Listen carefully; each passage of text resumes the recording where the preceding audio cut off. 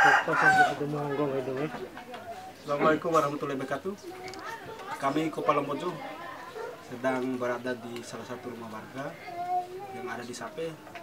Saya sengaja singgah di sini untuk menikmati kembali masa lalu. Pemirsa bisa melihat tangga ini. Ini adalah rumah panggung.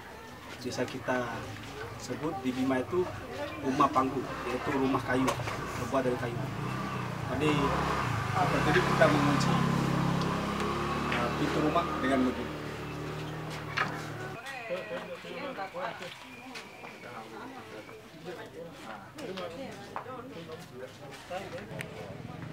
Oke, ini adalah cara lama ya kita mengunci pintu. Seperti ini caranya, dibuat dari kayu. Ini untuk mengganjal pintu rumah. Ya. Semoga video ini bermanfaat untuk para generasi penerus. Dadah.